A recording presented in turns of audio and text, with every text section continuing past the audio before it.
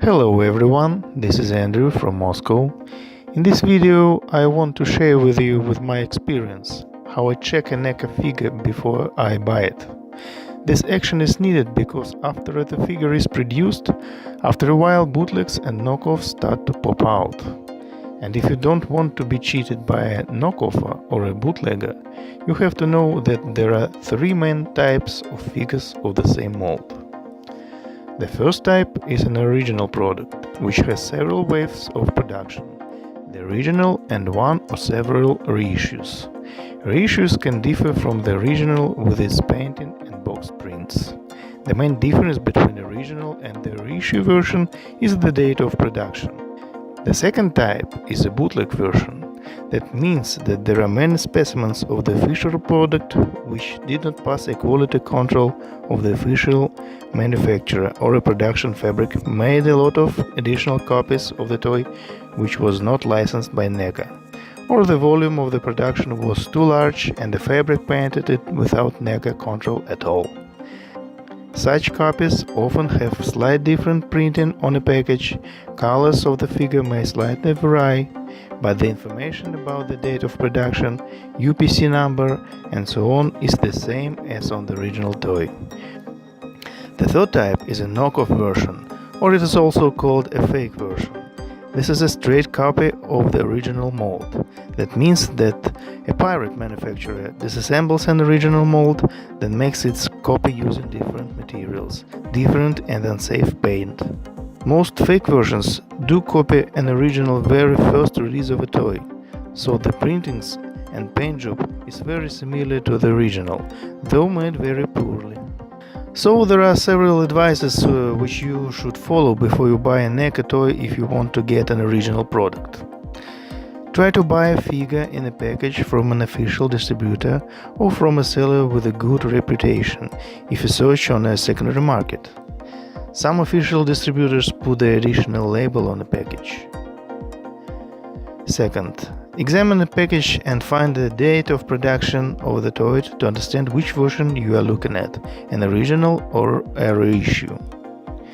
Third, compare date of production with the date of the official date of the release by NECA. For example, you can find it on official NECA website or any other fan-made sites. Often the date of release is the date of production plus couple of months. Fourth, find a very first video review of this toy, for example on YouTube, as much close to the release date as possible. Then compare every little detail on your toy and its package with a specimen in this old video. Check the shape of the hook on top of the package, type of wires and the method of knot knitting, placement of wire attachment, and so on. NECA toys before 2017 had printed IC number on the back of the blister or card.